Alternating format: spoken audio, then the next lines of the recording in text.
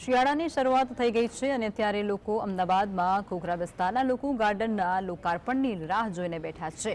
ગાર્ડનના અભાવે તેઓને રોડ પર કે પછી અન્ય જગ્યાઓ પર વોક કરવાની ફરજ પડી રહી છે। ત્યારે ઉલ્લેખનીય છે કે ખોખરાનું લક્ષ્મીનારાયણ ગાર્ડન 2 વર્ષથી રિનોવેશન પર છે।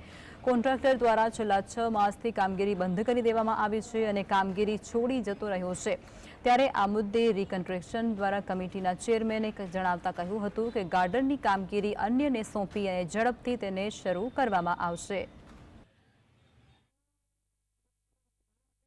અમદાવાદ મ્યુનિસિપલ કોર્પોરેશનના દક્ષિણ ઝોનની અંદર આવેલા ખોખરા વોર્ડમાં લક્ષ્મીનારાયણ ગાર્ડન જે છે એના રિનોવેશનનું કામ સોંપવામાં આવેલ હતું, જેની સમય અવધિ પૂર્ણ થયા પછી પણ કેટલાક કામો બાકી હોવાથી આજે કમિટીની અંદર અધિકારીઓને 1 અઠવાડિયાનો સમય આપી અને એ કામ તાત્કાલિક ધોરણે પૂર્ણ કરી અને લોકો માટે એને પ્રાપ્તિ કરવાની સૂચના આપવામાં આવી છે।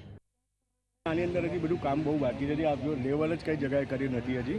આમ ટ્રેક ઉપર બી લેવલ નથી, ગાર્ડનની અંદર બી લેવલ નથી અને આ દિવાલો બધી ફાટી રહી છે। હા, તો પણ જલ્દીથી જલ્દી જો પૂરું થાય તો સિનિયર સિટીઝન અને સવારે મોર્નિંગમાં આવતા લોકો જે કસરત માટે આવે છે કે એક્સરસાઇઝ માટે એમને જે હાલાકી પડતી હોય છે એ હાલાકી દૂર વહેલી તકે થાય એવી કોર્પોરેશનને રજૂઆત